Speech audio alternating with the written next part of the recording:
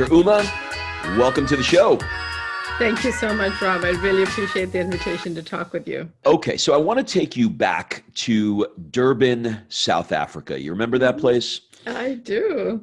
And I want to take you back to perhaps the smells of Grandma's South Indian kitchen. Would you walk me through what that time in your life felt like for you? It was actually a really special time, Rob, as I'm sure you gauged from some parts of the book. Full of love, family, nurturance, good food, picking vegetables from the garden with my grandmother. And I didn't go to preschool. I spent the time with my grandmother while my mother was in medical school.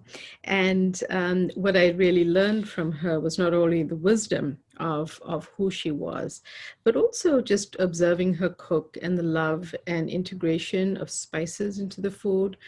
So it was an extremely important and formative time in my life because the extended family was also present, and I come from a very large family of medical doctors in South Africa and in Durban, from where I was born.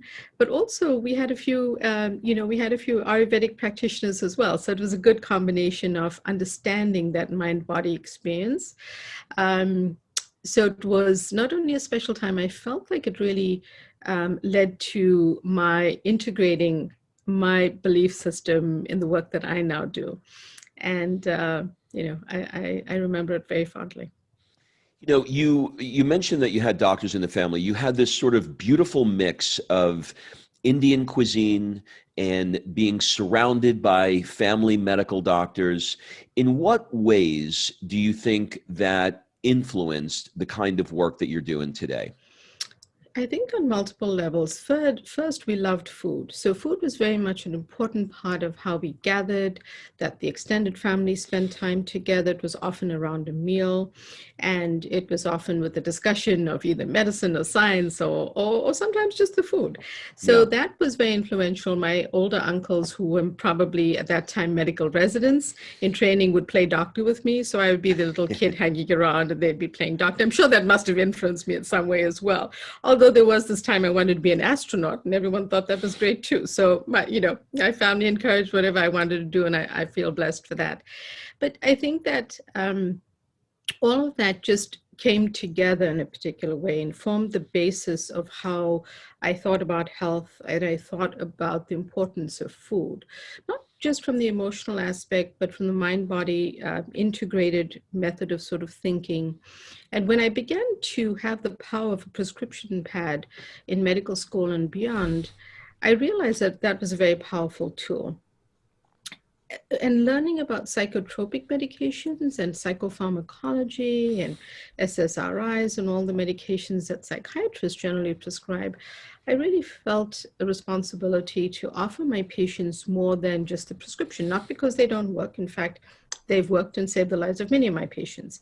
But it was also that if they had side effects, as I was learning, that the individual really needed more tools in their toolkit. And that's where my background, just thinking about medical care in a holistic way, was very important to me. And I would ask things like, well, are you walking? Are you, if someone is severely depressed, I would talk to them about movement, not say, well, you've got to get in this number of minutes of exercise, but what can you do to get yourself moving? Can you be eating differently? Can you maybe prepare some meals at home instead of getting fast food? Because these are the things that can help you while you're on the medication. That began to be part of the language I was using, and that led to my studying other things as well. Okay, I'm starting to see how all these pieces come together because I know the punchline in your story. So we're gonna slowly take a ride there. Following in, let's say, your family's footsteps, you also decided to become a doctor as well, and you couldn't leave that alone. You had to marry one too. So now your husband Srini gets awarded who's also a doctor, gets awarded a fellowship to Harvard, and That's right. the two of you guys go from South Africa all the way across the globe to Boston. Yes. which I'm sure was quite the culture shock for you. But could you tell us how Julia Childs entered your life at that time, and maybe even sort of color it with what the movie Julia and Sure. Julia meant to you? Absolutely. So, Julia Child appeared on public television because in that very big move, we were very young, and I don't think there was much money that I recall, but certainly not in fellowship in those years of training. But, public television was what you had. And so while studying at different phases, I would watch Julia Child on television. And the interesting thing that I omitted, and you may know, is that I didn't cook growing up because there were all these wonderful cooks in the kitchen, right? So my mom, who knew that I loved science, taught me how to bake because measuring really appealed to me. And I did a lot of baking as a child with supervision, but I didn't cook. However, I was always around food. So my actual cooking journey began later in life, not just for a need, but I found that it became a mindful and important creative space for me. And that's where Julia comes into the picture because I gained that kind of confidence from watching her, flip that omelet and flip it back over. And those episodes of The French Chef that were not only entertaining, but she was very human. And she had this delightful air to her that made you feel, especially as a young cook, I can try to do this. I can try to cook that. And I would email my mom and get recipes and try it out that way. And it became a very important part of how I de-stressed and how I enjoyed my day. Just by cooking up different things, having some failures, retrying a dish and experimenting in that way. And it became something that was very important to me. So when I realized that Julia Child went to culinary school later in life and read more about her history and started to work through her cookbooks, I realized that if she could do it later in life, why not me? So in reverse order, or I guess it's up to you to decide what order it should be, not anyone else. I thought, well, if I can make my schedule work, I think I should go to culinary school. And after certain iterations, it did. And that was, for me, was really purely a passion project. It was linked to how I felt about her. She was a patron of my school. And I felt that it could just round out my education. It could make me feel even more competent, or maybe I could learn new dishes. That was the spirit with which I went. I didn't go for any reason of integrating it into my career.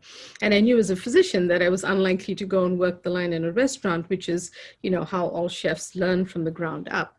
But it began to really enter my clinical world when I finished school, and began to be a method of explaining the nutritional value, but then following it up with an easy recipe to share with someone who was not feeling great and who was not feeling well emotionally, and how were they able to feel better. And the research around the gut microbiome has been going on, and I began to really investigate the ingredients in foods, nutrients, the spices, and all of that.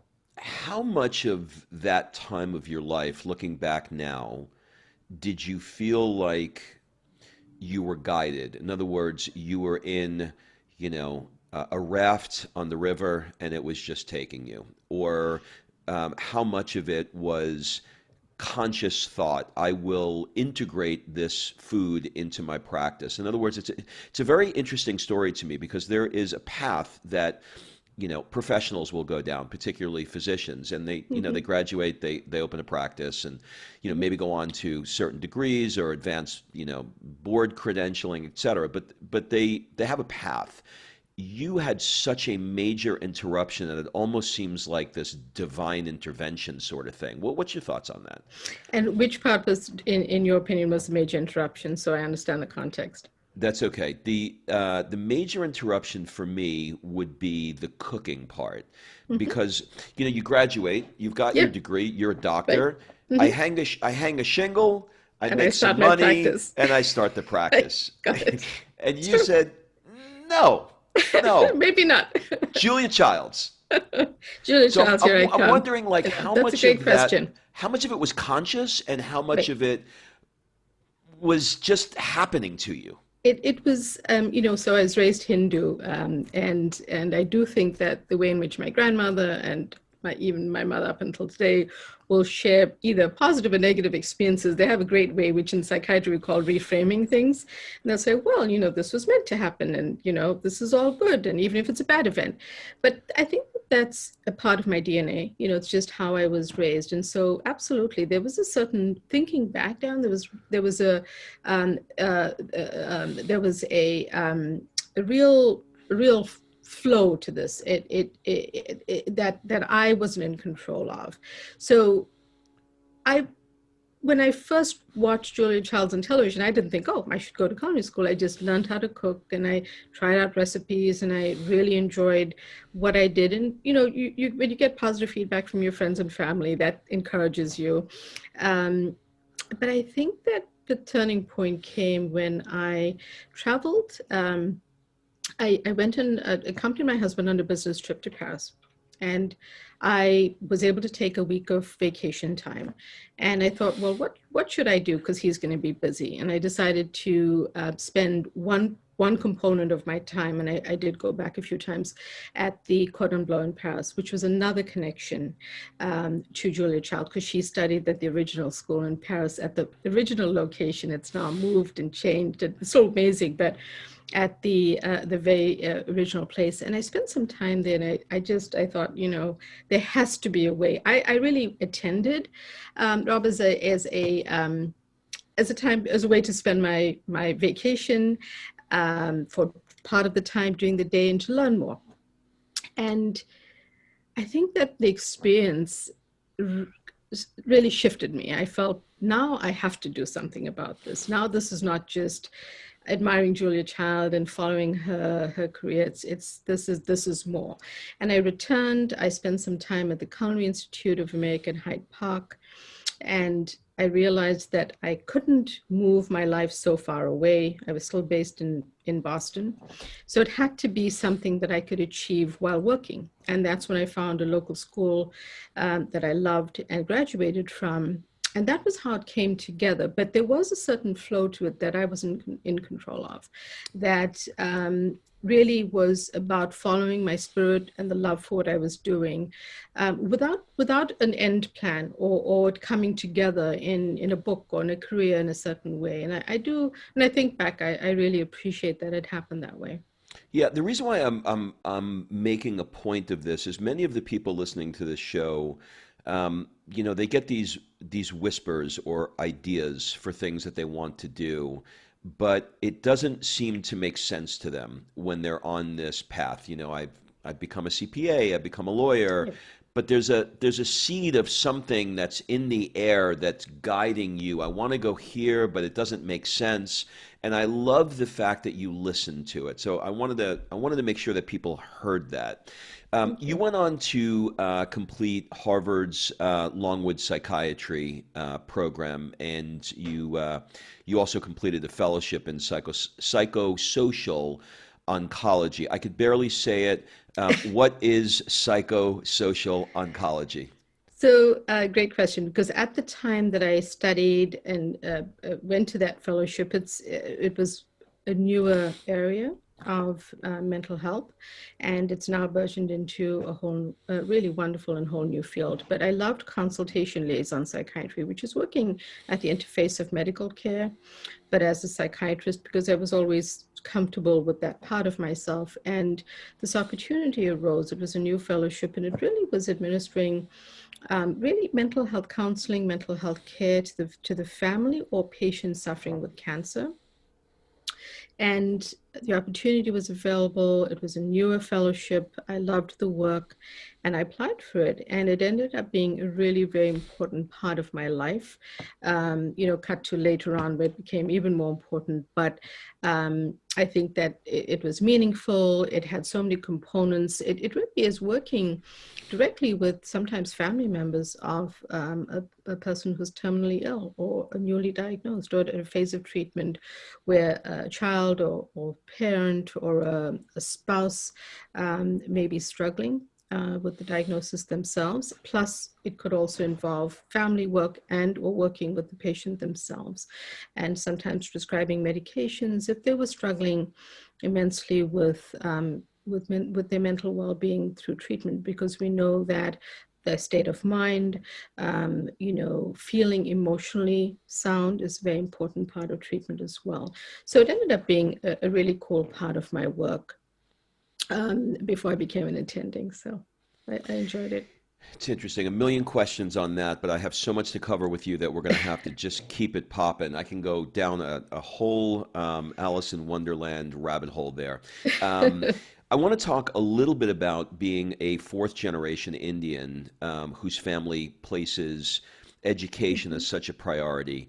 mhm. Um, I've noticed that there are certain cultures, Indians being one of them, Yep. where, if you're not a doctor, they're going to take the frying pan out and they're going to hit you over the head. Like you're going to be a doctor.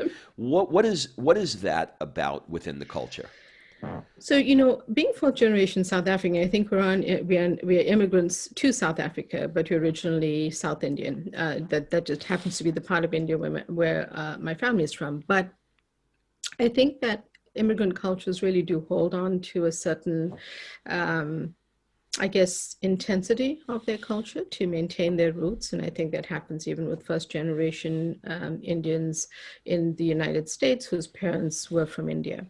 And I see it in my practice as well. And what I would say is that in South Africa, what many people don't realize is growing up, there wasn't a perception of color and tone. It was being black or being white. And if you were Indian, you were considered black. So your Mm, disadvantages or your experience of apartheid were pretty traumatic.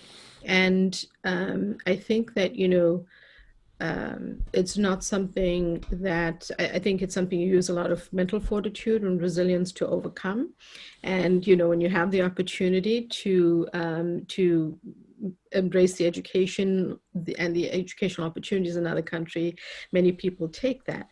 But in terms of the culture itself, I think there's a lot of emphasis on education because it is seen as a way to better oneself. So whether you're in business or whether our forefathers really were brought over, even if they were educated, because my great grandmother on one side of my family was a midwife, so she was brought over to be of use to the community by ship from India with her children. But her siblings had to work in the sugarcane fields, even if mm, they came over being teachers or being educated. So it was seen as a way to stabilize the culture and to improve oneself through education. So if you did something that if you went to school, if you became a doctor, a lawyer, and whatever it is that they considered important, it was a way to help the family, the sort of extended family system, take care of things, have a stable profession, bring honor to the family. And I think that has been very ingrained in the culture. That being said, I was very blessed to have very cool parents. They were incredibly forward thinking for their time. My mother was the only woman in her medical school class, mm. as was her older sister years before her. She did everything. She had a family while she went to medical school. That's why I used to hang out with my grandparents during the day. Um, and that was how I grew up. I grew up seeing parents that worked really hard, to achieve things, and that was definitely ingrained. And I think had an impact on when I was given the opportunity to study in Boston and to live here. I saw it as a positive challenge. Yes, we arrived in freezing cold weather without even our warmest clothing was not warm enough. So we went through all of those challenges and more. But you decided at a certain point that it's really worth it. And I think Boston will always be home, no matter where we are in the world.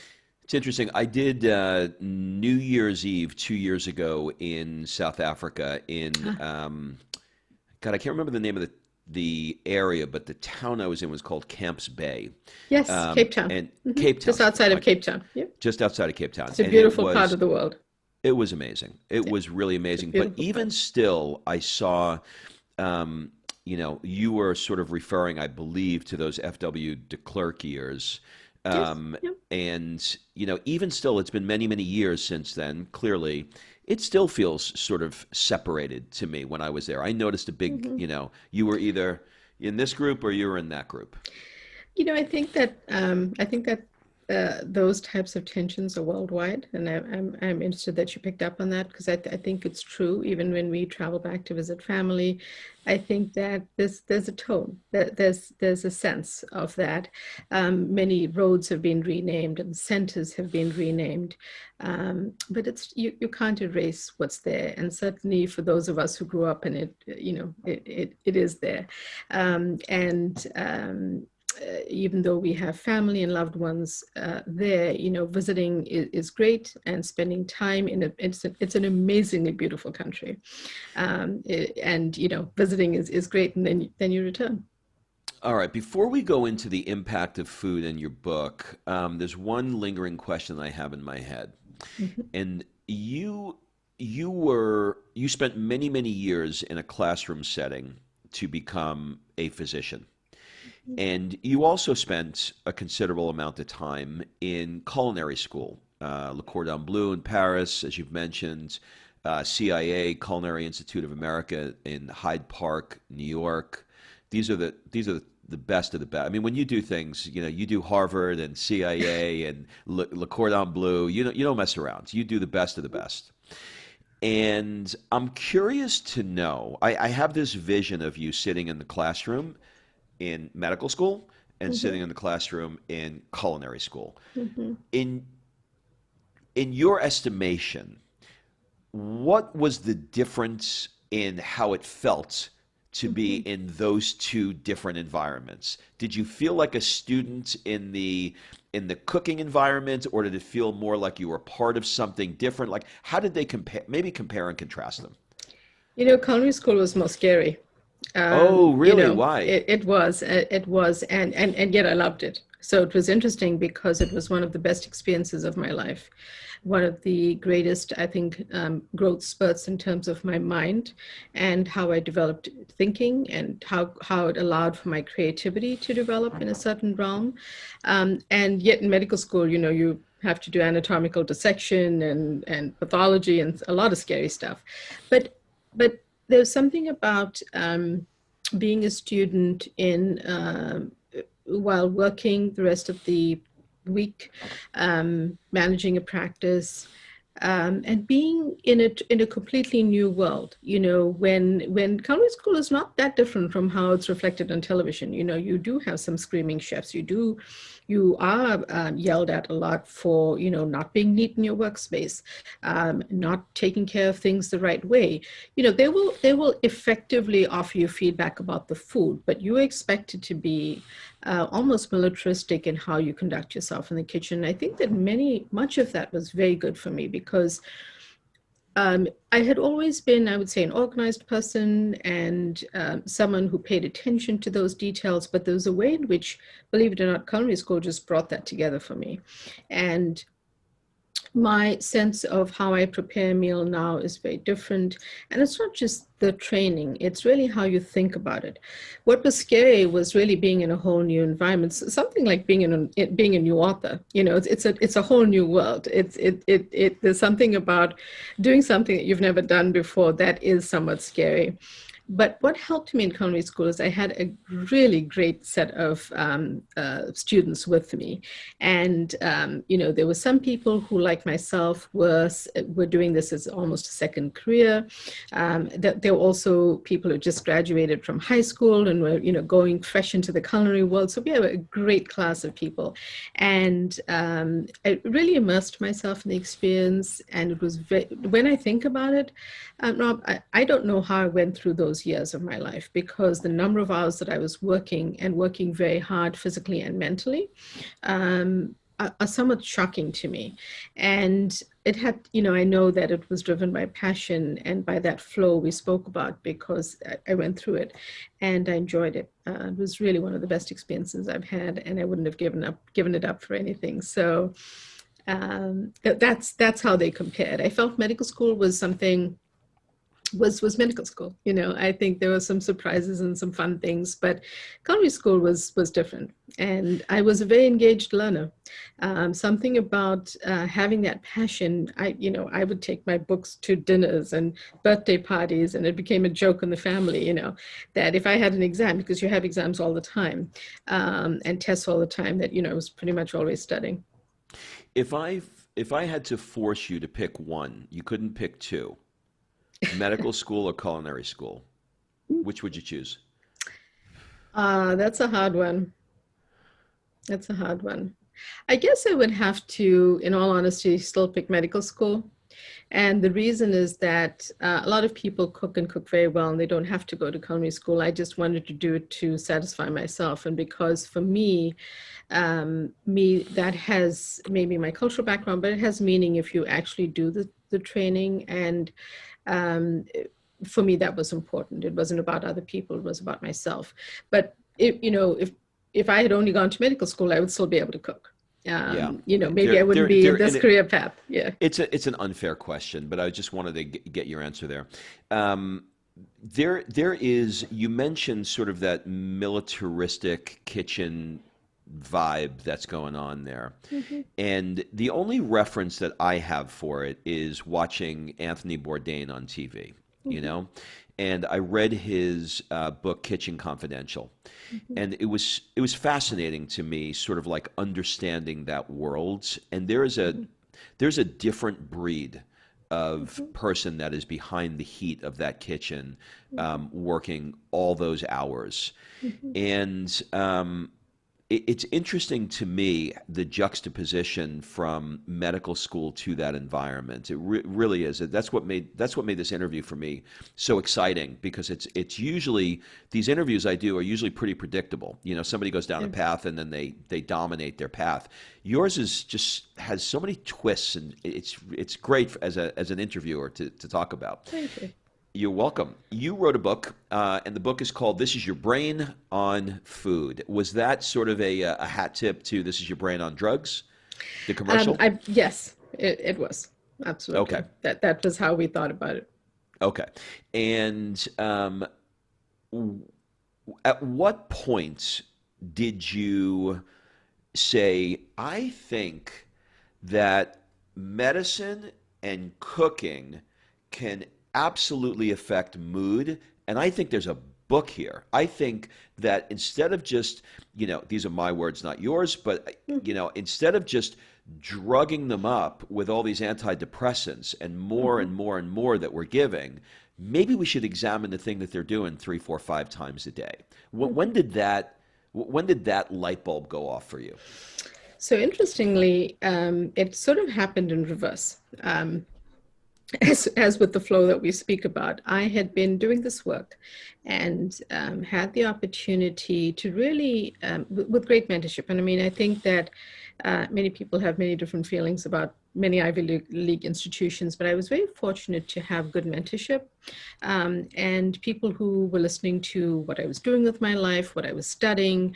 And one of my mentors said, well, it sounds like you are putting these things together because what you're talking about to me is A, B, and C.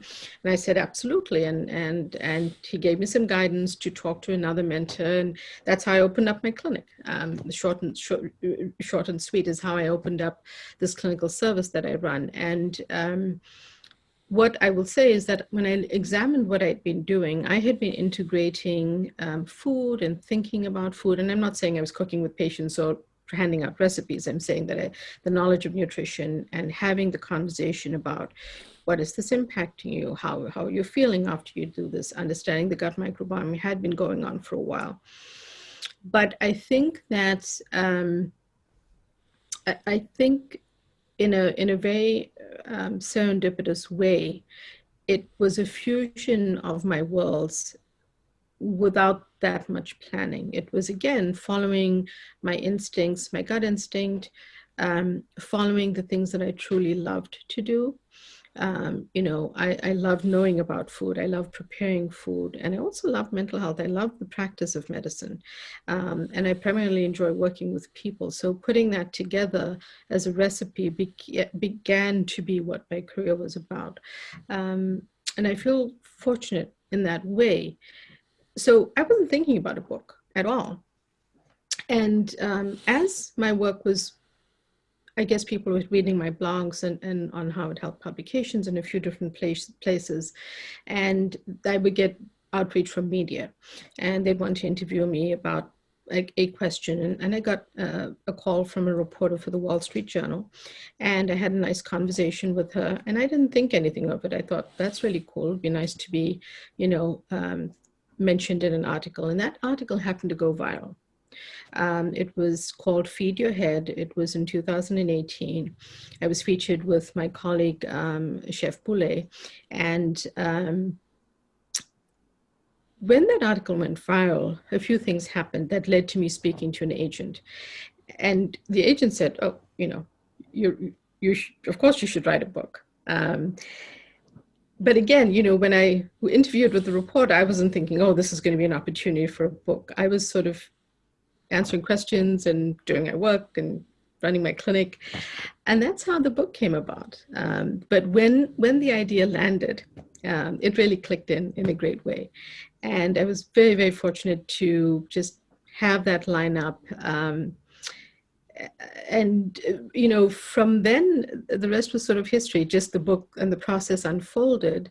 I didn't expect to launch a book during a pandemic. And I appreciate what you said, because it has been a challenge to get noticed amongst the other things going on in the world, even now. So it's certainly been a challenge, and it would have been much more of a the initial stage of launch would have been much more robust, because there were so many live events we had lined up and things like that. And those are things I really had to accept were not going to happen for good reasons. And we're going to change the evolution of how the book came out. So that, has obviously a touch of sadness for me, because it would have been a much bigger launch had other things been possible. Oh, yeah. Yeah, I've got a ton of friends who are speakers for a living, and things are not so good right now. Yeah. So I want to go sort of like high. I want to get into the weeds a little bit, go higher on some psychological issues, and then go maybe Sure. a little bit lower on some psychological issues, and how the book may relate to those. And I'll explain the question in a second. When I hear the words chemical imbalance that people have, these are used a lot. They're bipolar, they have a chemical imbalance. I get very, very confused, because every time I go off on doing some research to understand what blood test are they doing to determine that there's a chemical imbalance, I come up empty-handed, and there isn't a blood test. And there isn't a report that says, oh, this is where the chemical is off. And and these are my words, so please correct me if I get this wrong. And it's up to the doctor, the psychiatrist usually, to say, well, based on what I have in front of me, my best guess is that you're likely chemically imbalanced. To my mind, as somebody who would buy your book, I am much more interested in getting a book on how food can help that than I am interested in taking a stab at where I may be chemically imbalanced. Can you speak to that a bit? Sure. So, I should preface this by saying that I still prescribe medications when there's a need, and I'm not one of the physicians who feels that I shouldn't be, or that I'm against medications, because in my career, Rob, medications have saved the lives of many of my patients. Nutrition and nutritional psychiatry can be a component of any part of your life, including if you're severely ill with a mental illness or chemical imbalance. But it may not be first line if you are actively suicidal or manic or losing touch with reality. It can still be how you eat, but you might need acute treatment for that. So that being said, one of the things that I've struggled with as a psychiatrist has been how we diagnose individuals and the criteria that we use, which are check boxes. And in psychiatry, we don't have a tissue diagnosis. We don't have a blood test. Yes, I can check on a vitamin deficiency that could impact your mental health, but I can't actually test that imbalance. And what I was finding in my practice over many years was that people didn't fall into a checkbox of symptoms, yet they were not feeling good. And they needed more solutions to how they were feeling. Then there were individuals who did start taking medication and had devastating side effects. So all of these things had been troubling me. It didn't change the way that I was practicing, but it made me look for more solutions.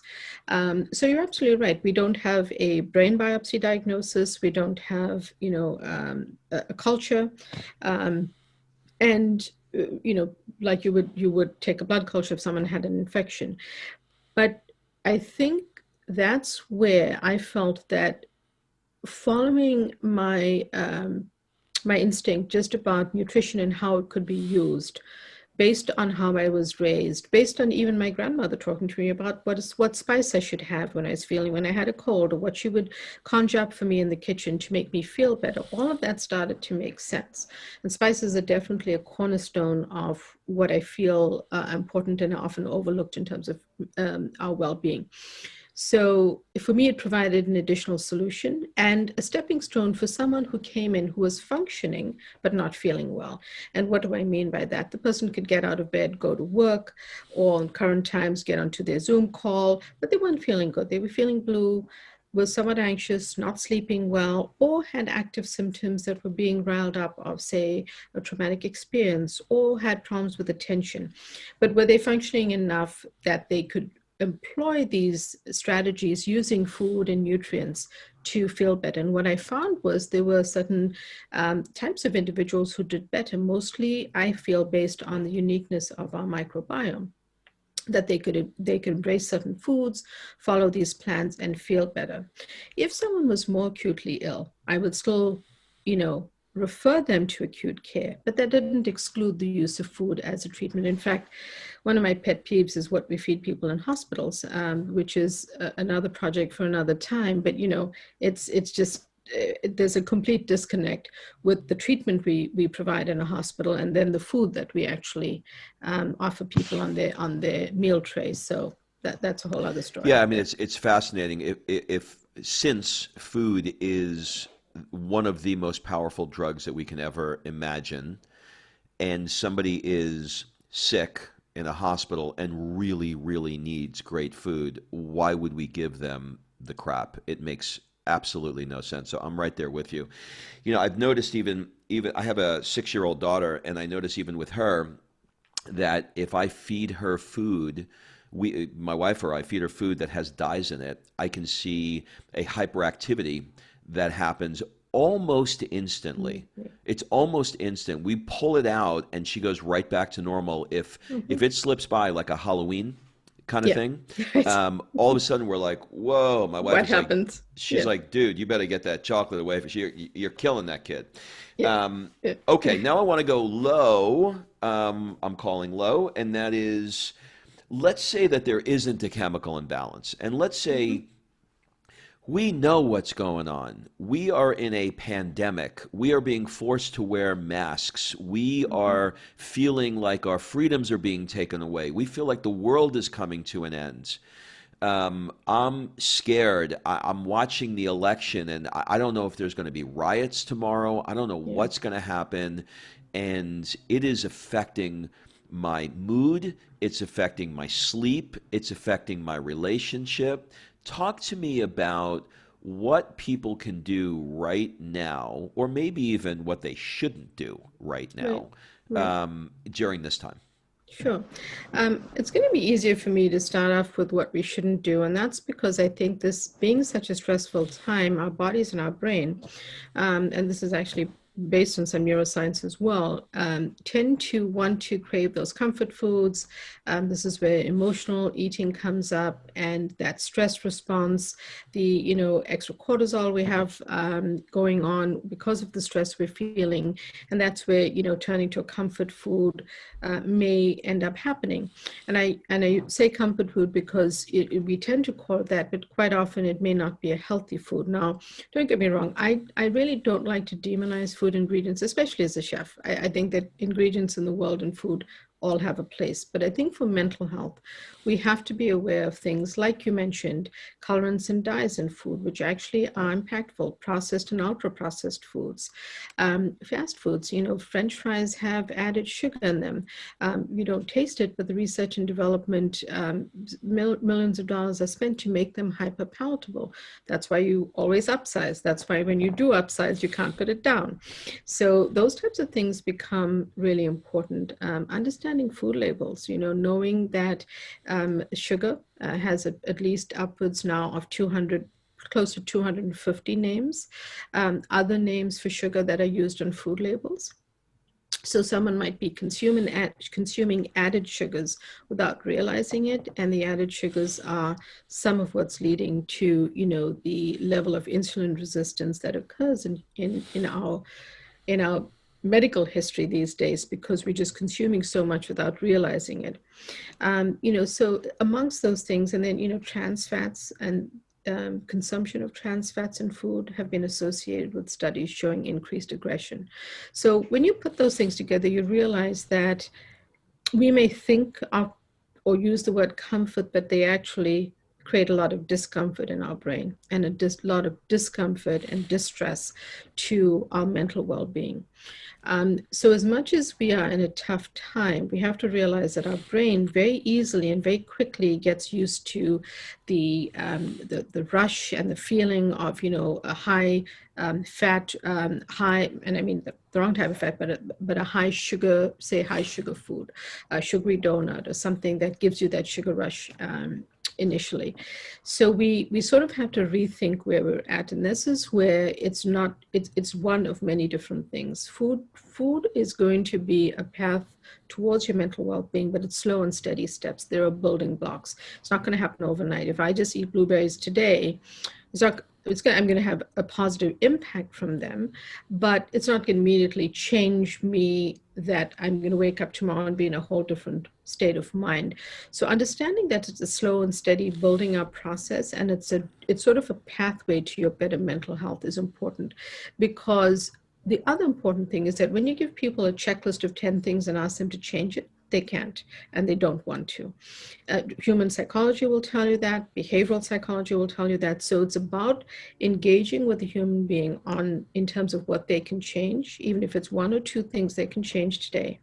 Maybe it's giving up fast food, maybe it's switching from soda to, cutting back on all of that sugar and starting to really embrace water with lots of fruit in it, or, giving up a fruit juice that they think is healthy because the doctors told them to eat fruit. So, that store-bought orange juice, which has tons of added sugar that you don't realize and no fiber, may be the habit that you will switch.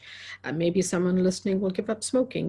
Whatever it is, it's what can a person do right now that they can change. I would just challenge a habit that we have picked up unintentionally because of all of the stress and difficulties that we have, because, blaming ourselves and feeling badly doesn't help either, doesn't help our mental well-being. So I just say, take a step back, take a deep breath and say, is there one thing today that I can do differently? And then of the things I can start to embrace and bring into my life, there are tons of foods that you can start to eat today that will, over time, just help your gut, help heal your gut from possibly the processed foods you've been eating or the fast foods you've been eating. So, simple things, eating the color of the rainbow, but there's now science behind why we should do that. It's the antioxidants, the polyphenols. It's how they get broken down in the gut with those microbes. It's why should we eat fiber? We worry about protein in the United States. We're actually lacking fiber. That's something, a nutrient that we really need. And we can only get that from, fruit, vegetables, beans, nuts, seeds, legumes, healthy whole grains. So embrace those, add those to your diet, add more sides of vegetables, add those salads in. Why do I say eat leafy greens? Because the folates have been shown in research to interact with certain bacteria in the microbiome that actually improve mood. So I'm not just saying eat a salad because I think, your greens are good for you. They are good for you, but there's now science that backs that up. So it's a slow and steady process. Think of one thing you can change and one healthy habit you can add in. It could even be that you start to embrace spices. And if you have a bottle of turmeric at home and you wondered what should I be doing with that, add a quarter teaspoon and a pinch of black pepper to activate the curcumin in turmeric and make it more bioavailable to your body, and add that to a soup, a smoothie, or a tea. Because even starting with that, has been shown to improve mood in studies of depression. It helps anxiety, it's anti-inflammatory, it's antioxidant. So even a tiny habit like that, and just starting off with a little bit that you add to something, could start to change how you feel over time. And if you want to have a little bit more and you want to cook with it, you can do that too. Can you give me that sneaky little recipe one more time? That is turmeric Sure. So with a pinch of black pepper. So turmeric is like a teaspoon of turmeric? Sure, you can have a teaspoon. You need at least a quarter teaspoon. And a pinch, Teaspoon, and literally a black. pinch of black pepper. So my hack for that, Rob, is that, well, I tend to buy larger amounts of spices, but in my container of turmeric, I actually grind in some black pepper and kind of shake it up. Ah. So there's always black pepper in the turmeric, which activates the curcumin. So When you say, piperine. what's it called? Curcumin? Curcumin, yes. Cumin is a different spice, and curcumin is the active ingredient in turmeric. Curcumin is the active ingredient. Of turmeric. Well, Dr. Uma Naidoo, thank you so much for taking the time with us. Thank you so much, Rob. It was such a pleasure to talk with you. I really enjoyed it.